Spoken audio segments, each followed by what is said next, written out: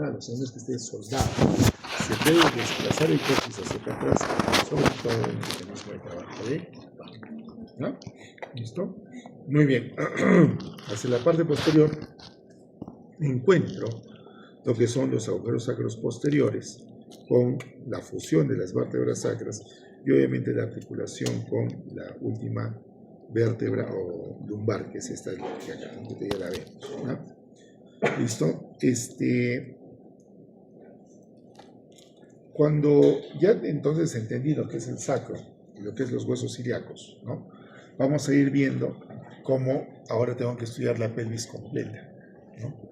Cuando veo la pelvis completa, voy a ver que en primer lugar aparece lo que es el estrecho superior de la pelvis, que va a estar conformada por las alas del sacro, las ilias innominadas, la eminencia ilioepectínea, la cresta pectínea, el cuerpo del pubis y la espina del pubis arriba. Todo esto son elementos, y además, lo último, la sínfisis pubiana. Todo esto conformándome el estrecho superior de la pelvis. ¿Por qué es importante ese estrecho? Porque a partir de ahí, obviamente, el móvil fetal tiene que descender, ¿no es cierto? ¿No? Desciende porque después se va a producir el parto a través del estrecho inferior. Entonces acabo de definir los elementos del estrecho superior. Una vez que ingresa a la cabeza, ¿dónde estoy? Estoy ya en el canal pelviano, que también se conoce con el nombre de estrecho medio, y donde veo esta curva clarísima del sacro, que se conoce con el nombre de curva de Carus, ¿no? Que es la curva que tiene que ser obviamente la cabeza adentro para poderse producir el ingreso de la curva, ¿no? En el estrecho inferior vemos, sin embargo, que no se trata en general de un solo estrecho, de un solo plano como ocurría con el superior. Acá veo en realidad que es un plano diferente. Son dos triángulos que se están juntando en el estrecho inferior. Un triángulo anterior, que va a ser el triángulo perineal, y un triángulo posterior, que va a ser el triángulo coxígeo. ¿Ya? El triángulo perineal, ¿cómo estaría delimitado? Por las tuberosidades isquiáticas y el cuerpo del pubis, mientras que el triángulo posterior por las tuberosidades isquiáticas y el coxis. Aquí en el estrecho inferior también yo puedo encontrar a dos diámetros. El diámetro subpubis subcoxis, que es este de acá, ¿ya? Que mide alrededor de 9.5 centímetros.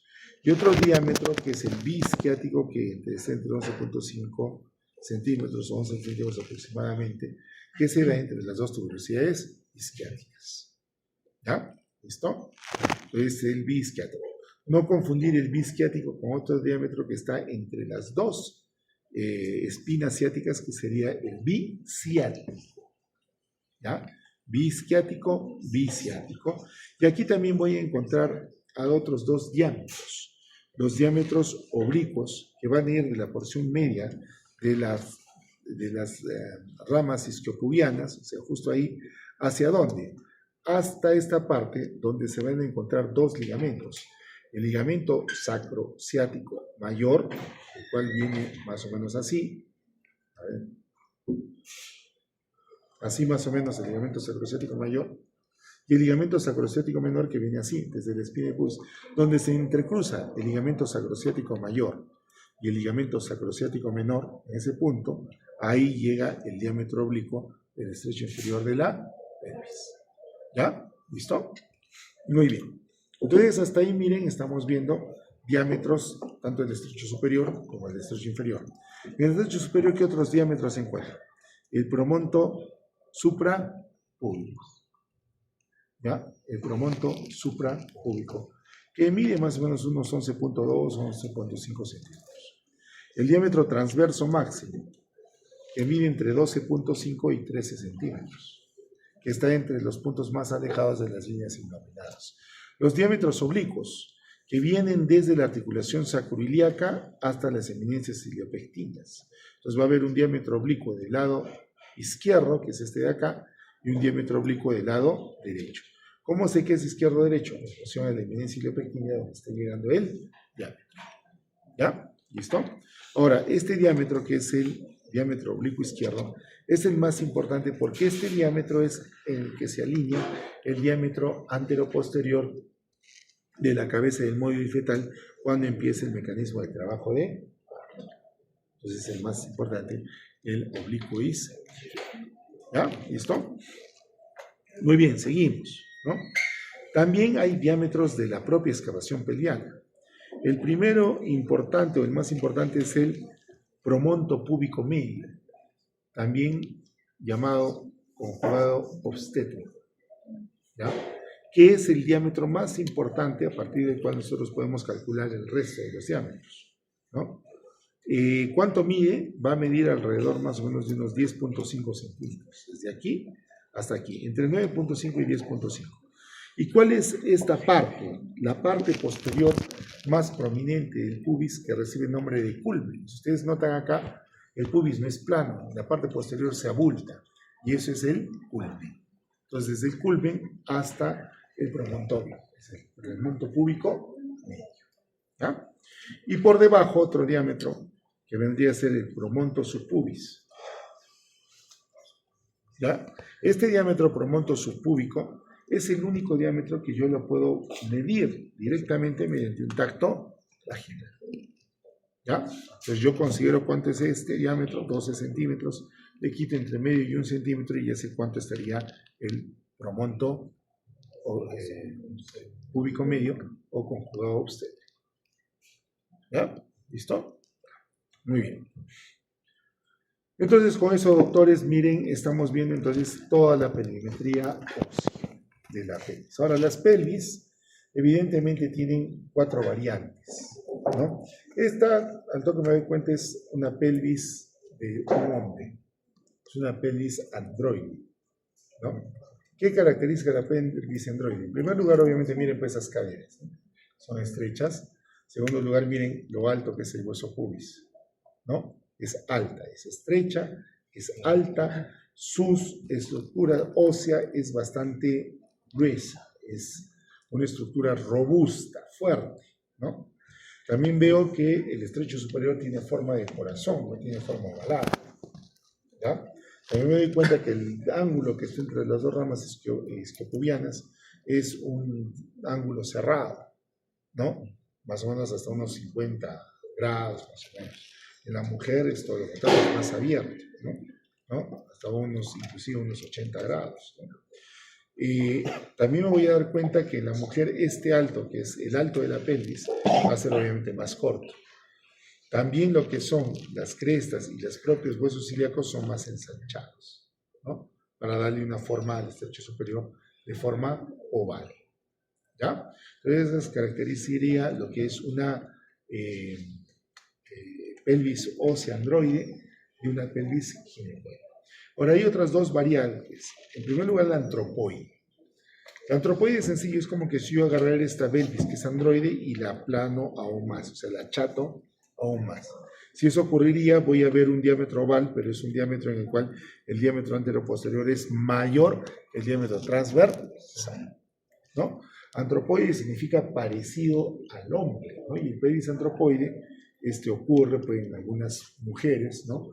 Que tienen pues, caderas extremadamente estrechas, ¿ya? Es la pelvis antropoide. El contrario sería una pelvis ginecoide que yo la aplano más, la achato más.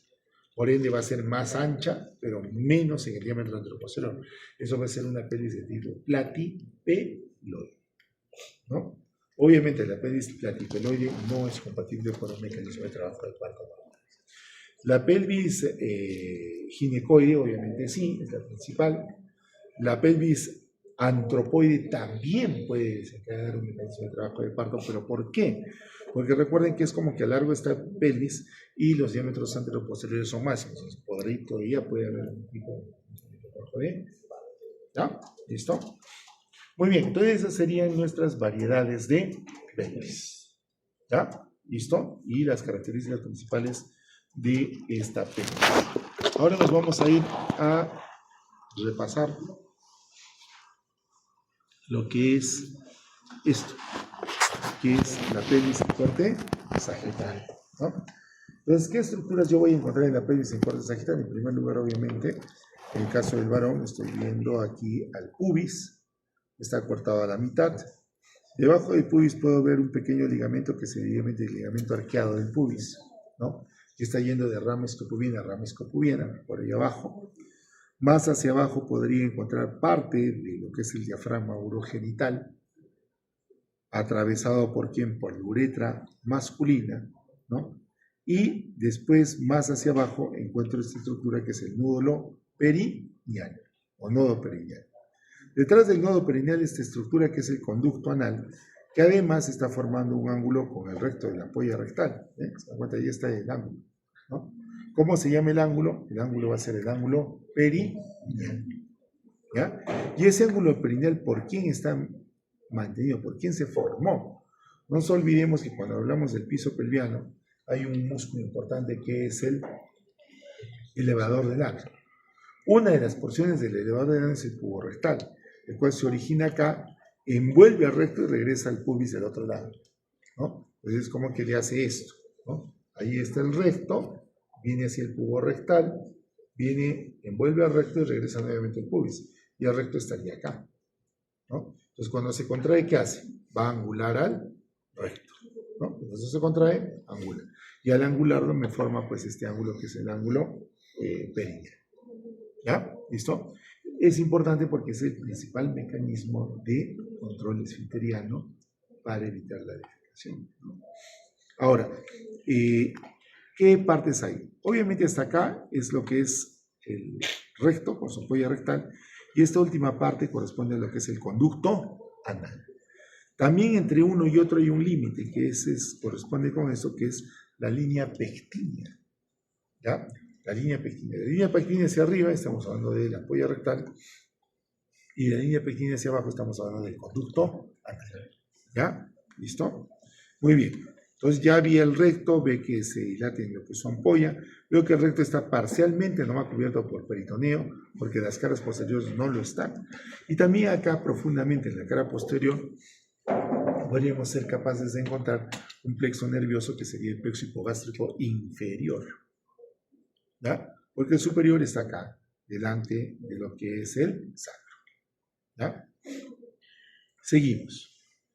Inmediatamente veo esta porción del recto que está cubierta por peritoneo, y ese peritoneo empieza a reflejarse después sobre la cara posterior de la vejiga, constituyéndome un fondo de saco, que es el fondo de saco de Douglas, o vesicorrectal en el caso de la mujer, ¿no?